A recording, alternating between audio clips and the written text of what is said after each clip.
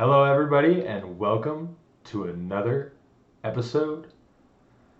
I'm Evan Rankin, joined by Caleb Colson. And how are you today, Caleb, on this Thursday in January? Doing great. Just finished up some episode prep today and just been relaxing, and now I'm here with you. Yeah, we got some exciting things to talk about in the wild world of NFL, and now let's talk NFL. Today we're going to go through the NFC. We're going to roll through what happened in Week 18, how the playoff picture shaked out, how it shaped up, and then we're going to preview the games for this weekend, give out our picks, give out the best bets of the weekend, and then we're going to have an opinionated segment where we give our takes on a couple questions that we got for each other. And overall, we're gonna have a good time talking NFL with you today. Sounds like a good time. Let's get started. Yeah, we're gonna roll into Week 18 wrap up on the NFC side of things. First thing on Sunday morning, the Tampa Bay Buccaneers fell to the Atlanta Falcons. 30-17. The Falcons end on a high mark after, I'd say they probably pleasantly surprised quite a few people this year. Bucks, obviously, we now know Brady did not play for the entire game. He only played the first couple drives. But a beat-up Bucks team, definitely probably not too stoked on losing that game. Yeah, no, and if anything, it kind of shows maybe the weakness of the Bucks. If they don't have Tom Brady, if they are busted up and don't have that depth, are they going to be able to do anything in the playoffs? And really, I think this kind of gives some hope for Atlanta. Seeing Desmond Ridder put up 2 touchdowns, that's pretty solid, and hopefully next season they can carry on and maybe do a little bit better. Yeah, I definitely haven't paid a ton of attention to Desmond Ridder, but I definitely think that he's shown some promise for the Falcons, and I think that they'll probably be trotting him out there to start next season. I would guess that they'll give him some run at QB. The Bucks going into the playoffs, they get a host a game. They won the South. They won the South with a losing record. This game solidified the fact that they had a losing record. It wasn't going to change their playoff seeding at all if they ended up winning. Mm-hmm. So I don't think it's of the biggest concern for the Buccaneers.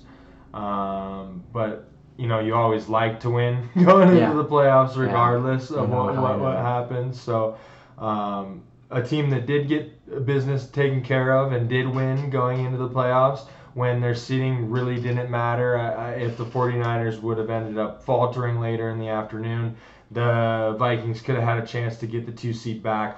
But the Vikings win and they hold their spot at the 3 seed, beating Chicago Bears 29-13. What this game also did was secure the number 1 overall pick for the Chicago Bears. Mm-hmm. Due to the AFC side of things, Houston ended up winning their way out of the first pick. Yeah, and I really think the Bears didn't really want this game. I think most of their players are kind of in off-season mode.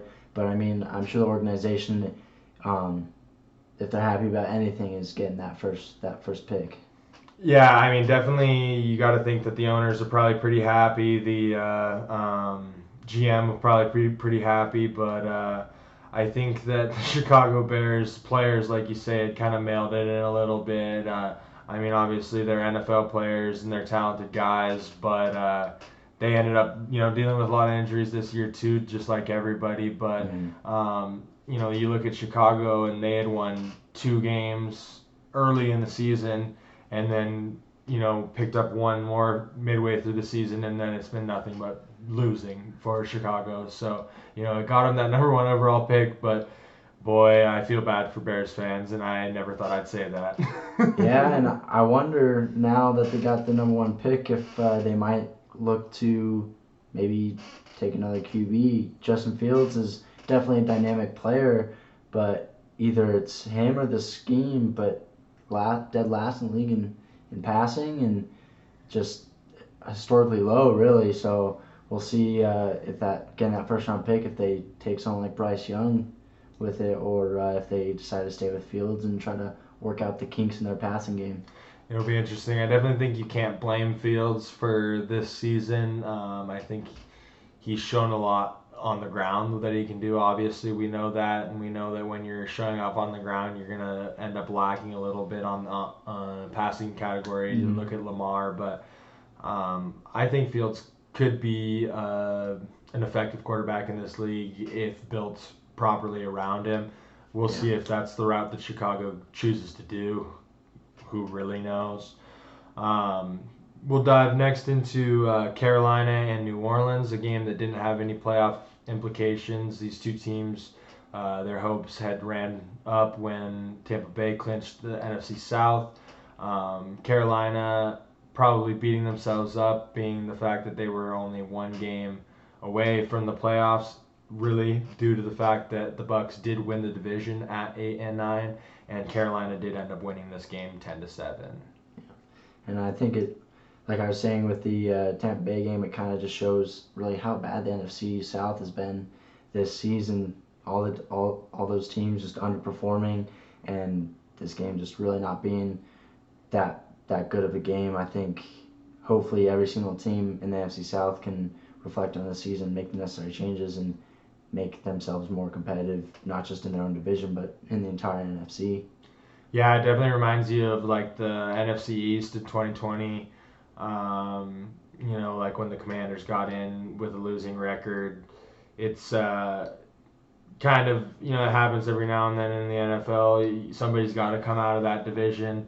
The Buccaneers absolutely did not deserve to come out of this division. Doesn't mean that they don't have an opportunity to win a playoff game. I actually think quite the contrary. I think they have a very good chance to win a playoff game, due to who's quarterbacking for them. Yeah.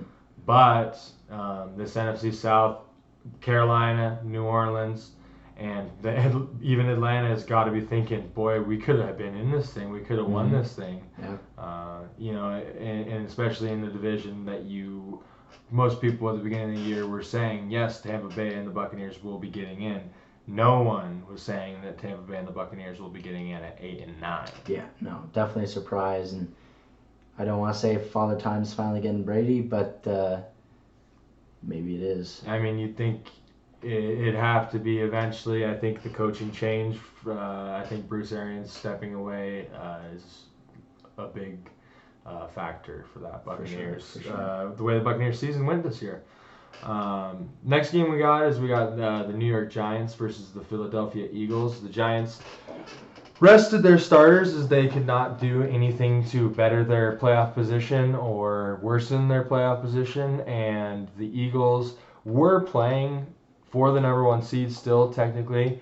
If they would have lost, they could have lost that number one seed to the Niners, but instead they ended up taking care of business. Jalen Hurts came back. He did not look great, which is obviously concerning, but he does get another 2 weeks to rest up before they have to see anybody in the divisional round. Yeah, hopefully that shoulder that took him out for those 3 weeks during the regular season doesn't come back and keep affecting his performance in the playoffs. And this extra week that they got will definitely probably prove vital for rehabbing his shoulder and getting back to how he was most of the NFL season.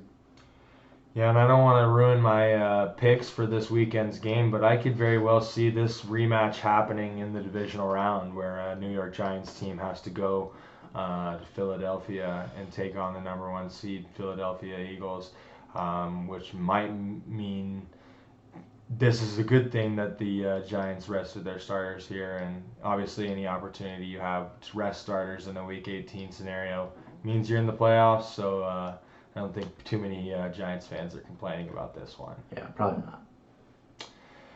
Next, we have another team that took care of business that's going to be playing on further this weekend, and that's the San Francisco 49ers.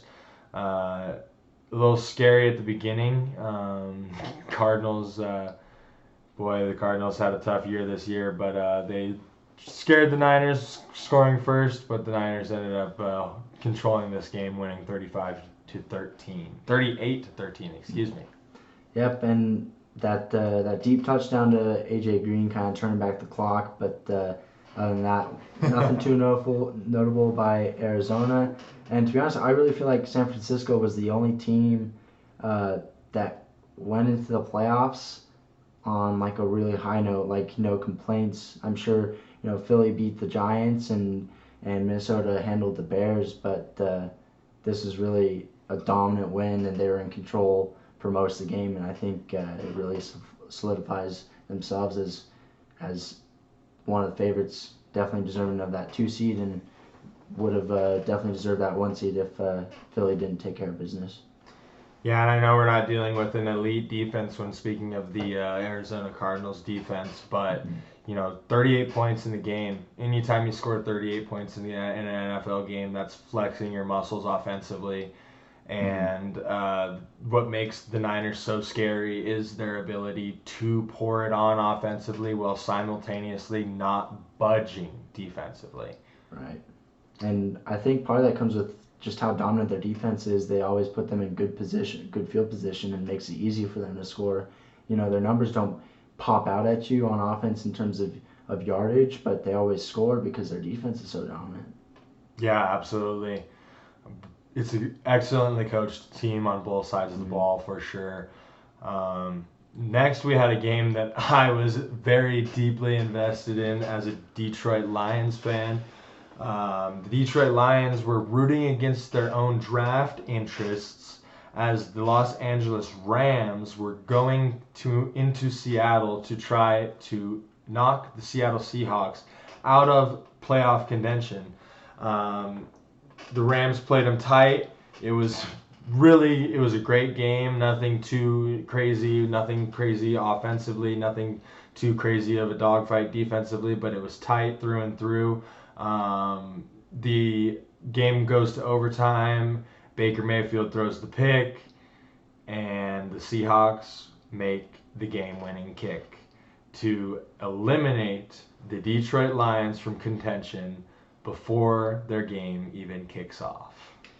Yeah, and I mean, I think at the beginning of the season, no one really thought of Seattle being a playoff-bound team, but Geno Smith's done a great job all year of making smart decisions and leading that offense, and their defense has played well enough to get them there, and I think hopefully they can try to make some noise against San Francisco.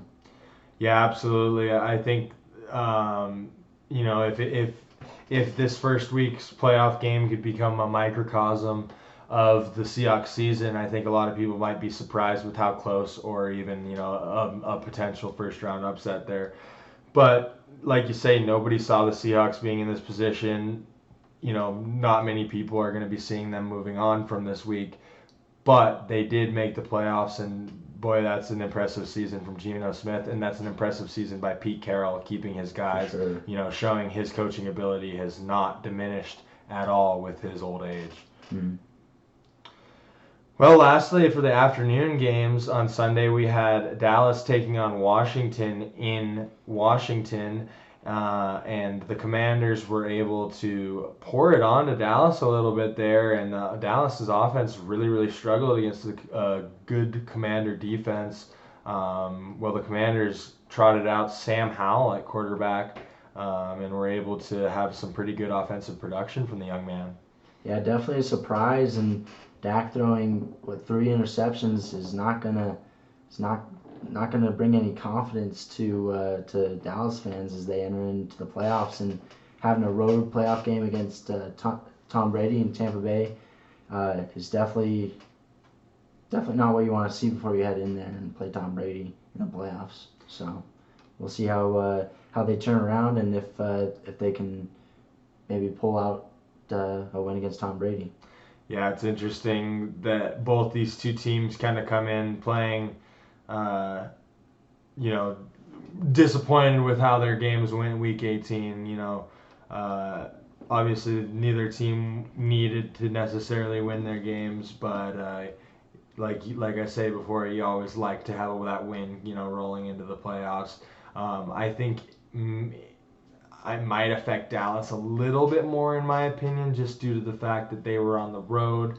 Tampa Bay is going to be at home this weekend, but we'll dive further into that here in a second. but we got to wrap up here with the Sunday night football game, which for me, a Detroit Lions fan, it kind of, you know, ended up making me go to bed happy on a night where my team was eliminated before they even played, which is never a good feeling. Actually, in fact, it's a terrible feeling. It feels helpless. Your team did everything they could virtually, but due to the way the games prior went, they were eliminated. But a well-coached Dan Campbell football team marched into Lambeau Field on Sunday night when Aaron Rodgers and the Packers had every opportunity to make it to the playoffs with a win in this game, and the Lions win it 20-16 in a dogfight. Yeah, despite missing the playoffs, the Lions are definitely on the up and up, and I think as a Lions fan, you can kind of be happy with this season. I'm sure it definitely makes you think about the what ifs earlier in the season, like that Seahawks game, and what if we could have won one more game and got into the playoffs. But definitely a ray of hope for this Lions franchise. I think it means a lot that they won already being eliminated. You know, it's one thing that if the Rams pulled it off and this was to make it into the playoffs, you know, that's understandable that they're playing with that fire. Mm-hmm. But a lot of teams could have went in there and fallen flat because they're not playing for anything and the team across the field is playing for everything. And so unless you can find a fire within you to make that game mean more for you than them, you know, you're not going to be able to put out the greatest results. Even subconsciously, a player is more likely to give out less effort, you know, knowing that this is going to be my last game no matter what. We're not playing for our lives. Mm-hmm. But the Detroit Lions team did play for their lives because they wanted to knock off that Packers team so bad. And they wanted to be able to say that, hey, look at us, year 2 of a rebuild, winning team already. You know, did something that Matt Patricia was never able to do with the Detroit Lions football team with much better talent at certain times. You know, when he first walked in, the Lions were winning football team 3 of the last 5 seasons. Mm-hmm. So, you know, I think, like you say, they're definitely stepping in the right direction. And I think the Packers are trending in the wrong direction. I think maybe later on in the show we may end up discussing some more about the Packers and Aaron Rodgers. But it'll be interesting to see how this NFC North shakes out next year for sure. For sure. All righty. Well, next on our show for you today, we're going to preview this weekend's wildcard football games in the NFC. On Saturday, the Seattle Seahawks will travel to Levi's Stadium in San Francisco and take on a very, very dangerous 49ers team. Pete Carroll came out shortly after figuring out that his team had made the playoffs and would be taking the trip to San Francisco, and he was not shy about expressing his thoughts on the formidability of his opponent, the 49ers. And I think that's probably rightly so. Oh, yeah. I mean, to me, the Niners are the team to beat, even though they didn't get that top seed. I think they should be looked at as the Super Bowl favorites for the NFC, and I think their defense is really going to carry them through, and maybe not smooth sailing, but I think the road should go through them to get to the Super Bowl. Yeah, I mean, I'm telling you, I'm maybe not wouldn't call them my favorite to come out of the NFC, but I would not bat an eye if they do, if that makes any sense. Mm-hmm. You know, I see almost with certainty, I see the 49ers and the Eagles meeting up somehow in this, you know, in that conference championship game. I think the Niners, unless Brock Purdy really slips up, mm-hmm. you know, he is a rookie quarterback. These stakes are going to be increasingly higher throughout the playoffs. So you do have to understand that that is a completely plausible thing. But I think this Niners team has what it takes to take care of business, especially this weekend. taking on Seattle. Yeah, and something we talked about earlier is like with Brock Purdy. I think that Kyle Shanahan's system really makes it easy for him to succeed, and I think it limits the effects of them losing two starting quarterbacks in the regular season. And the defense is number one in is second best in rushing defense. So I think if they can stop the Seahawks ground game and force Geno to throw it and capitalize on the pressure they can generate, I think that this game should be easily handled by them, even though it's a divisional matchup. Yeah, like the fact that it is a divisional matchup and it is these two teams' third time seeing each other could make a difference in this one, keep it closer than maybe some people think. But I do see the 49ers getting the job done here. And like you mentioned, this Shanahan system is mind-blowing, how Purdy's been able to adapt and how they've been able to fight through the adversity of having quarterback one go down, quarterback two go down. And they haven't really missed a step in this season. They've been dominant. They've gotten stronger as the season goes on. They have a top 5 offense and a top 5 defense when it comes to yards per game. And I think that it's just going to be a tough task to ask a Seattle team, although they have impressed this season, to go down and get the job done in San Francisco this weekend. For sure. Well, next on Sunday in the afternoon, we have the New York Giants traveling up to Minneapolis, Minnesota to take on the Vikings. In this game, it's a little bit of a tighter line as we have the Vikings have been hovering about 3-point favorites pretty much all week here against the Giants, and I think this is a really perfect line for this game. I think if the Vikings win, it's going to be a one-score win, just like almost all of their wins were this season. And I think the Giants could surprise the Vikings here. I think, people have been talking about it for a while now, especially ever since the Vikings slipped up against the Lions, and the Vikings then again embarrassed themselves against the Packers in Lambeau Field in Week 17. That the Vikings are a very vulnerable team, especially in this first round. Do I think the Giants are the greatest matchup against the Vikings? No, but I see this game being a very, very tight matchup. Yeah, I mean, just like you said, a lot of one-score games. They had 11 one-score wins this season, and every single one of their losses was by double digits. So I think that they're definitely vulnerable, but I still think that they can do well, and I think it comes down to Kirk Cousins, really. He's fourth in passing yards and fifth in touchdowns, but he's also third in interceptions. So if he can take care of the ball and keep the Vikings offense on the field, I think that they are high powered enough, especially with Justin Jefferson, to put away the Giants. I think the Vikings pull this one out.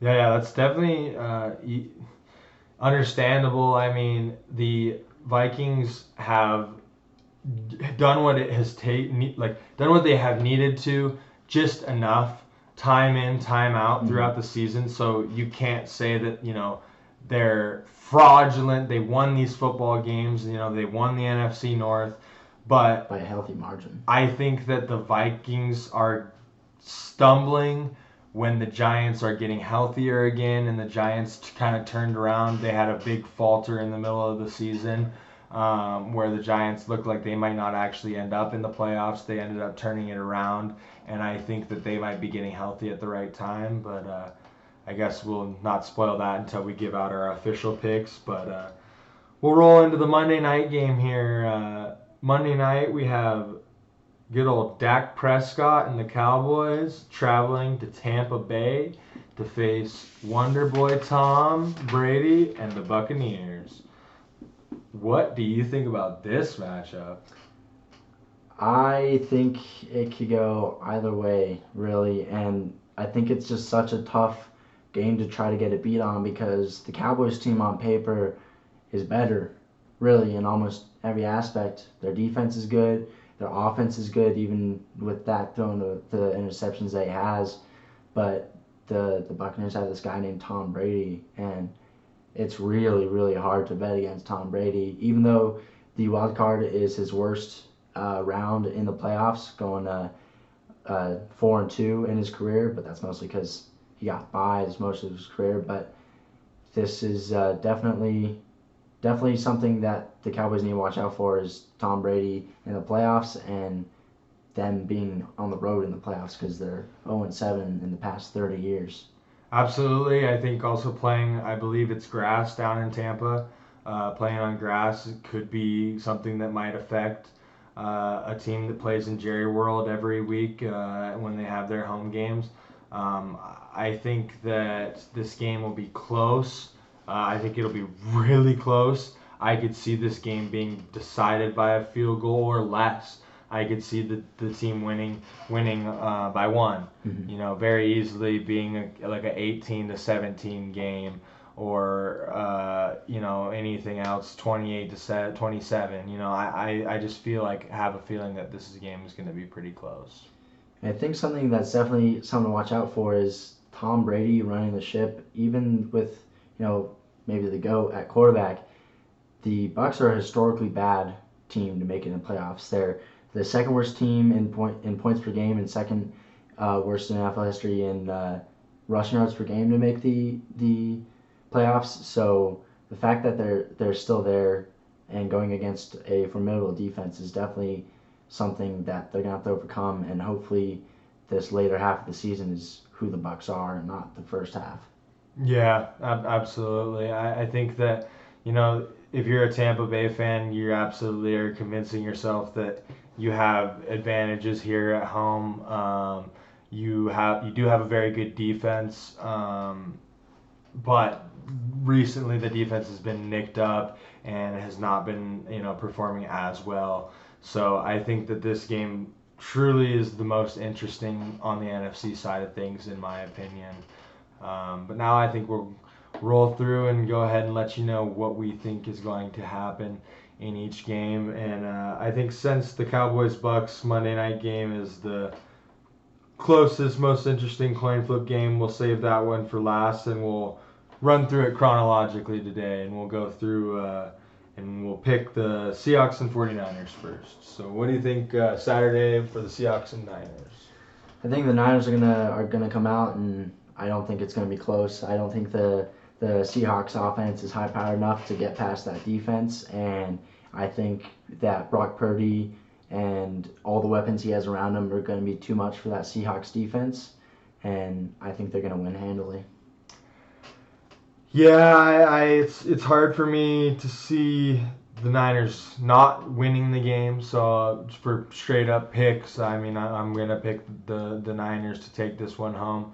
I would be a little bit more hesitant when it comes to the spread, because although you say you think the Niners could blow them out, I could totally see them blowing them out. But just due to the fact that this is the third time the Seahawks have seen this team, Pete Carroll has seen Kyle Shanahan a lot of times.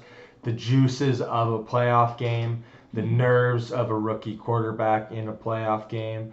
I could see this game being close.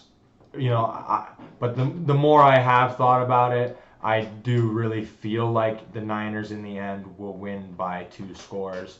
But I guess you never know. Yep. We'll have to wait and see how it plays out. Alrighty, well then on Sunday we have the Giants going into Minnesota. What do you think is going to happen there? I think the Vikings are going to pull it out. I think despite all the jokes about Kirk Cousins not being able to perform in primetime games, I think he will be able to shine in this game. Justin Jefferson's going to do his thing, and they're going to overpower that Giants offense. One thing to watch out for is the Vikings are 31st in passing defense, so they're definitely going to struggle against a mostly lackluster Deion Jones. I think that Deion Jones will be able to take advantage of that and keep it close, but I think the Vikings are going to win and keep kind of the pattern and win by 1 score. I think that this Vikings defense is really bad. And I think that this is going to be a really close game. Um, I I personally am going to pick the Giants. Maybe it's biased against the NFC North rival. Maybe it's whatever, the fact that people have been talking about the Vikings as potentially being frauds. They're maybe the number one team that people think of when people are talking about a fraudulent team this year, or at least a potentially fraudulent team. I don't want to call them that because this is where they could prove me wrong, and they could absolutely prove Caleb right here. But I'm going to roll with the Giants in this one. And then finally, back to the Monday Night Football game, and the Buccaneers hosting the Cowboys. This one's really tough for me. Truly, I could feel fairly confident going either way, or fairly unconfident going either way, I guess, depending on which way you want to go with it. But on the AFC side of things, where there was a kind of a coin flip game in the 5-4 game, I took the home team. So here I'm going to take the away team, and I think that the Cowboys win in like a 1-point game. Yeah, I'm gonna agree with you here. I think the Cowboys are gonna be able to pull it out this time.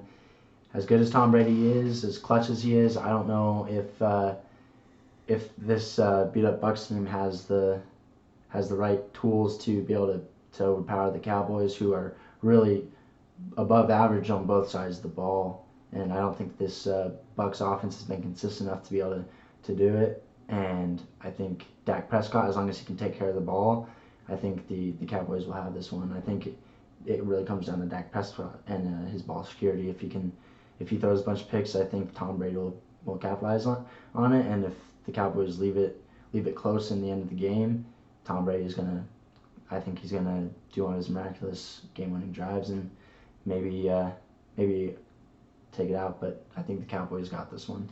Yeah, I mean, I definitely think that if the Buccaneers do indeed win this game, I think it would be a win that happens, in the fourth quarter, where they make a comeback, I know we've seen it recently in a lot of the Buccaneers wins, and that's probably why this is fresh on the mind and why we think this.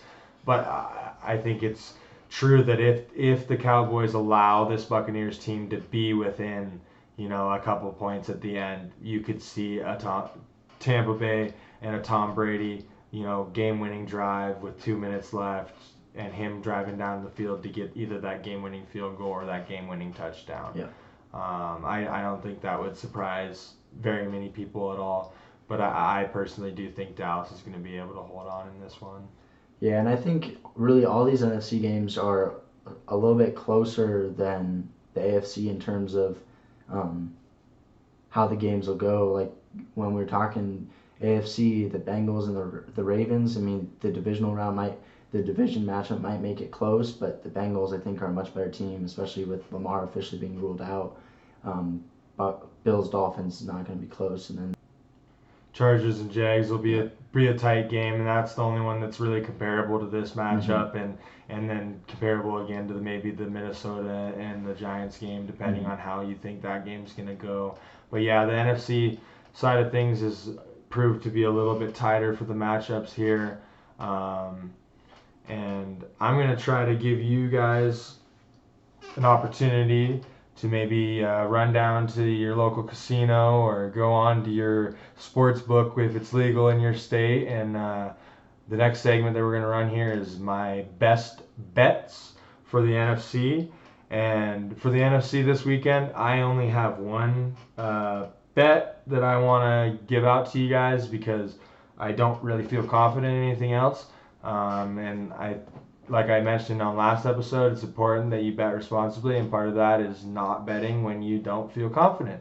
My one pick is going to be the Giants plus 3.5 by the half point, so that you can win when they lose by a field goal. If they lose by a field goal, which due to the Vikings' history of winning one-score games, I'd say it's a pretty safe play there. Finally, we're going to run into our opinionated segment, and I believe Caleb might have a question for me. Yep, I got one similar to the one you asked me for the AFC. Being a Lions fan, suffering through a lot of less than desirable outcomes towards the end of the seasons, how do you feel the Lions did this season despite not making the playoffs? It 100% was a win. It was a winning season. You don't get to say that very often in Detroit. I haven't been able to say that very often in my lifetime.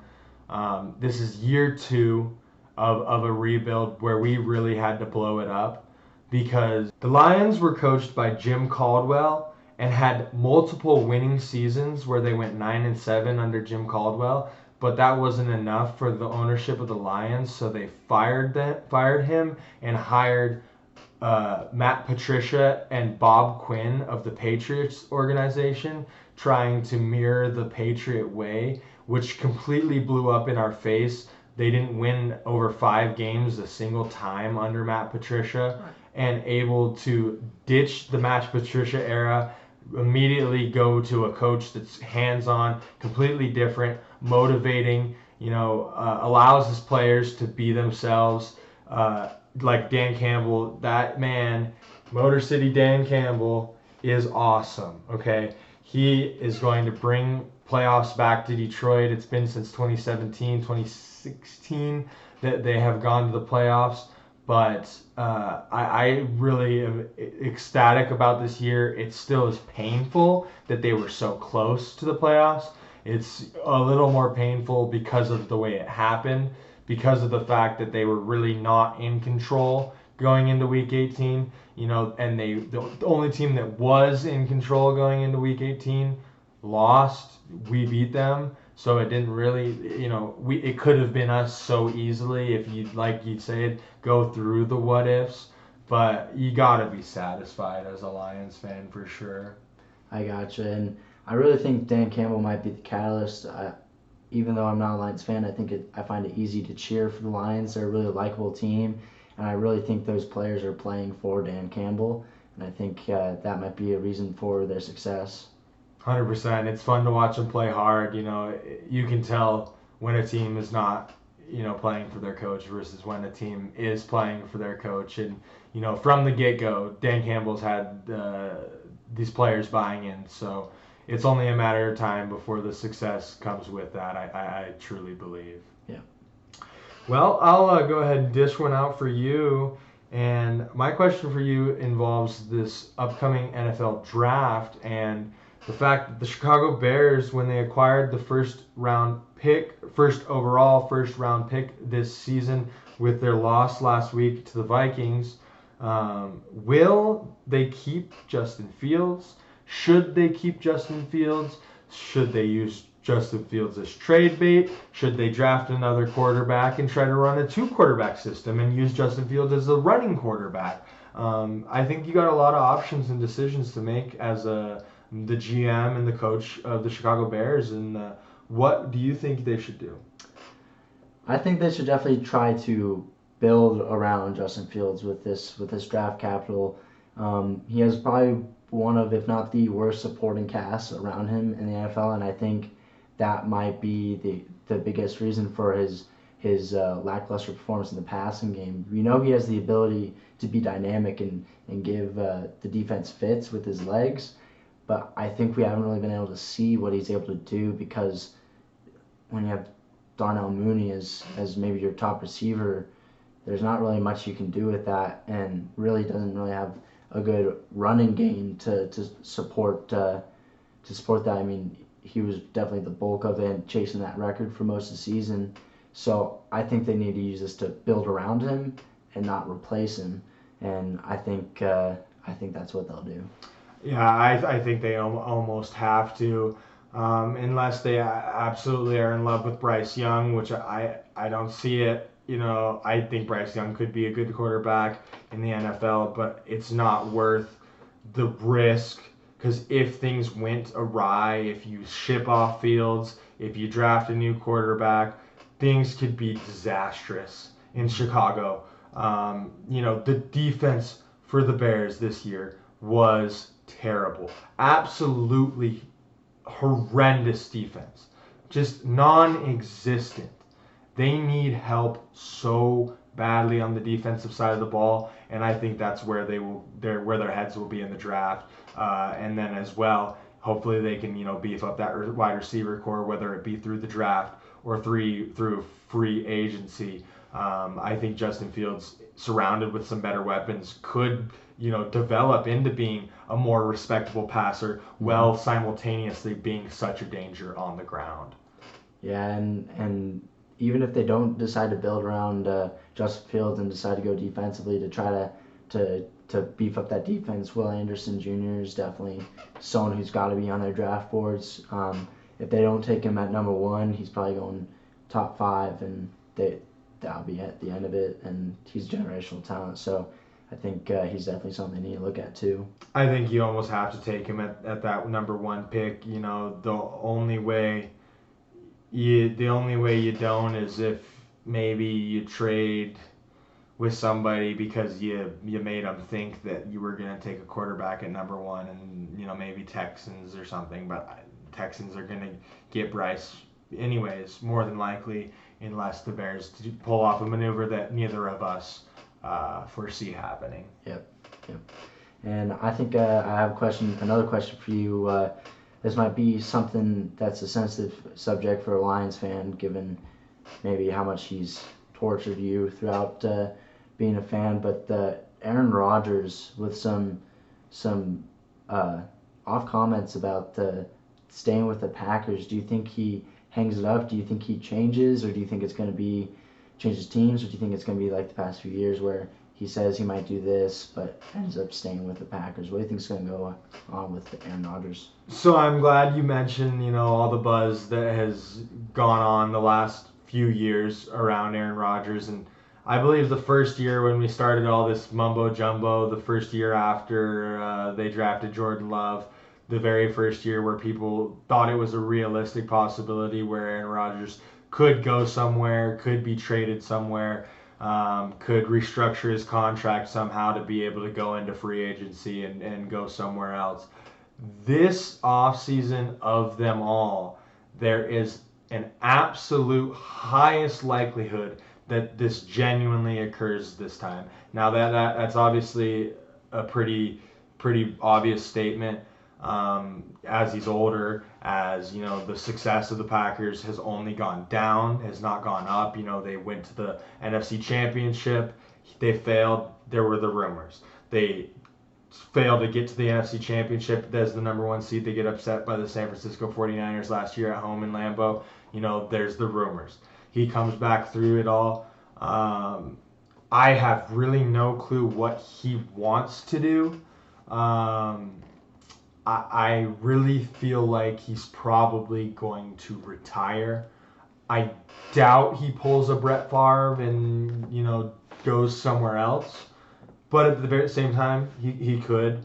And I think that's kind of an interesting thing. Maybe you can put your insight on what you think he'll do. But if he does leave, do you think the Packers roll with Jordan Love?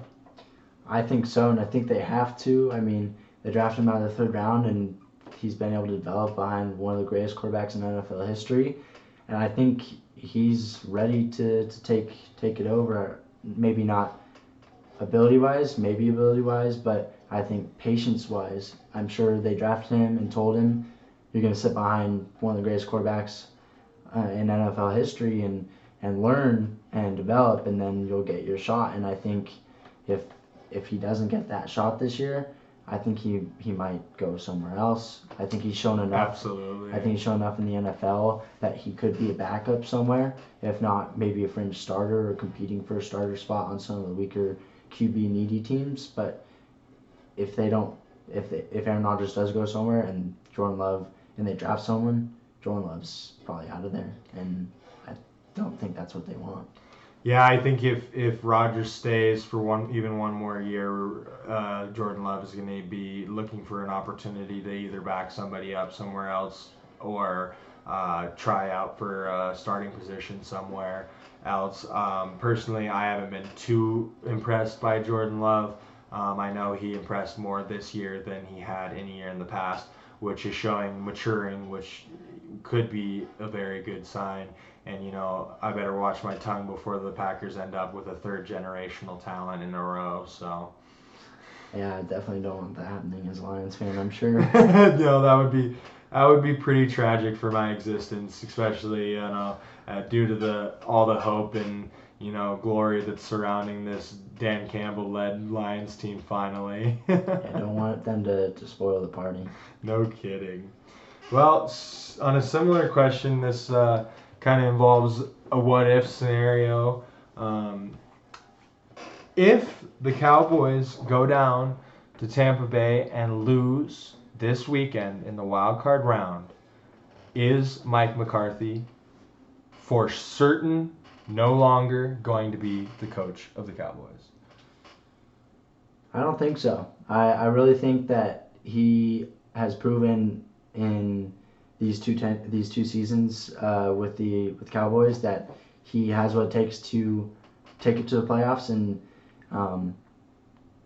do what they want and win a Super Bowl. I know it was a disappointment last season, but he led them to back-to-back 12-win seasons, and that hasn't happened in a long, long time for the Dallas Cowboys. So I don't think they can fire him, and if they do, I think it'd be a really big mistake. And additionally, Jerry Jones on a radio talk show was saying that no, he's not thinking about having this game decide whether Mike McCarthy stays in or is it booted. But he could just be saying that to make sure McCarthy is focused on the right thing. And but no, I don't think Mike McCarthy's out of the Cowboys this season if they lose. I think that you're probably right, and I think that you're probably right to be right because of the fact that he has proven himself in the regular season, winning 12 games multiple times. It's something that some NFL franchises haven't done in years, in decades. So, that's absolutely true. There's the success factor there. But one thing that I do want to say is that the Cowboys have not been, they don't have a Super Bowl in however many years, long, long time. They haven't been the upper echelon of the league for a long, long time when it comes to playoff success. And I think what is really lacking in Dallas and what is, making this historic football team that once was America's team, kind of be on the fringe and kind of become easy to laugh at, be easy to call a choke, like chokers, is there hasn't been that deep playoff success. So if it's another year of great, we won 12 wins, we had success in the NFC East, and now we're going home early, I don't know how many more times you can accept that. I don't know if you could also pin that as on Mike McCarthy. And like you brought up good points. I think you're right. I don't think he deserves to be fired if they were to lose. But being the Dallas Cowboys and the brand that they are, some point soon, you're going to have a deep winning run towards the Super Bowl, or else you're not going to be able to claim, this glory as such a historic franchise, be America's team anymore. It's just not going to be the case. Yeah, and I think if they do decide to keep him next season, if he struggles at all, I think it might if they get less than 12 wins, if they don't win their division, it might be done if they do not make it. But I think if he secures a wild card round spot, I think he's completely safe for at the very least another season. But what a difficult opponent to go against if his job is on the line. Maybe not necessarily the Buccaneers, but Tom Brady himself. So I guess we'll just have to see how it plays out, and hopefully he doesn't get booted because of it. Yeah, I think you're right. He probably won't, but I do think it's some food for thought for the Cowboys franchise, and we know Jerry Jones would love to have another winner in Dallas. Yep. All right. Well, I think that's all we got for today. Yeah, I think that's gonna wrap up our NFC playoff preview for the wild card round. And I hope you guys enjoyed listening to this preview. I hope you enjoy the games this weekend. I hope they're full of surprises, full of action. I hope that you all tune in again next week when we are going to review the wild card round and attack the divisional round. All right. We'll see you guys next week. Peace. See ya.